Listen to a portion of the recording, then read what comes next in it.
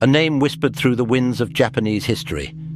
Miyamoto Musashi, a wise philosopher who was not just a master of the blade, but a philosopher who mastered the art of discipline. He carved a path of wisdom and philosophy that are still relevant in our modern lives. A week before Musashi died in 1645, he left us a lifetime of wisdom in a document called The Way of Walking Alone. He wrote some principles he used to develop his discipline and remain undefeated in the realm of swordsmanship, and how we can use the same lessons to take control of our lives. There are 5 main points that are covered, and Musashi's first principle is to accept everything just the way it is. It's human nature to resist change, to control our surroundings and our circumstances.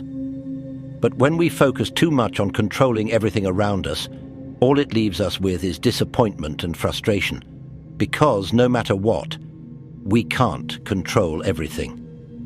When you start to accept things just the way they are, you let go of this frustration, this struggle, this anger, and you find a sense of inner peace.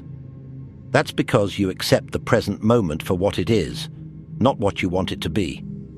You choose to respond to it in a positive and constructive way, instead of wishing for a different reality. Of course, this doesn't mean you can't work to improve your circumstances. You can, in fact you should, but don't become overly fixated on a specific outcome or so consumed by future goals that you miss the richness of the present moment. Embrace your current situation, maintain a positive mindset, and recognize that the path to your desired future is paved with the steps you take today. In doing so, you not only progress toward your goals, but also cultivate a sense of fulfillment and appreciation for the journey itself. Musashi's second principle states, "Do not seek pleasure for its own sake." When reading this principle, you might be thinking, what's the point of life without pleasure? Well, here's the thing. As humans, we often focus on instant pleasure. We often seek convenient routes to uplift our mood, be it through junk food, substances, or mindless indulgence in movies. While these may momentarily satisfy us, they can prove detrimental to both your well-being and overall health in the long run. However, this doesn't mean you can't experience pleasure. The key is to avoid fixating on immediate gratification. Often, the activities that initially seem challenging or uncomfortable are the most fulfilling. They tend to be the ones that benefit your well-being, health, and future the most.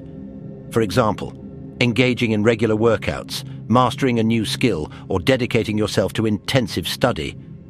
These may sound demanding initially, but they prove to be long-lasting sources of fulfillment.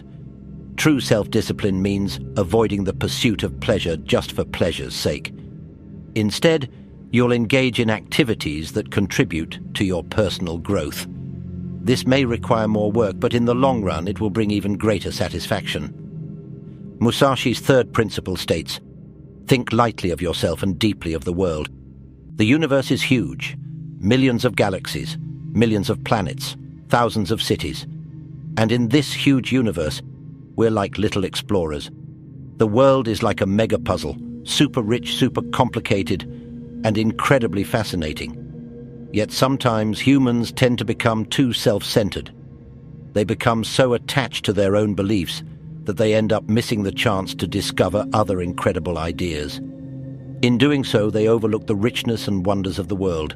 This principle urges us to embrace humility and curiosity.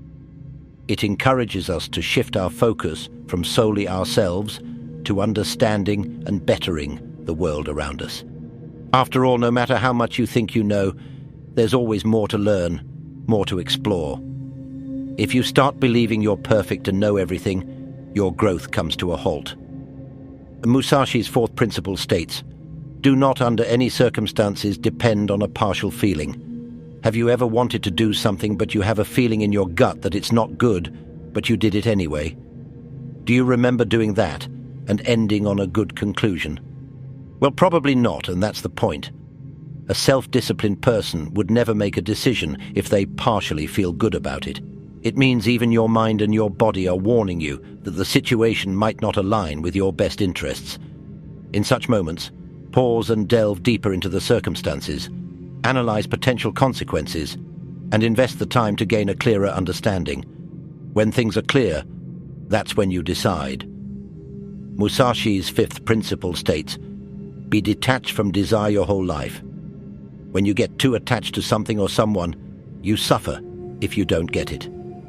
And if you get it and then lose it, you suffer even more. Naturally, humans crave things and connections, but there's a key difference between regular people and those with discipline.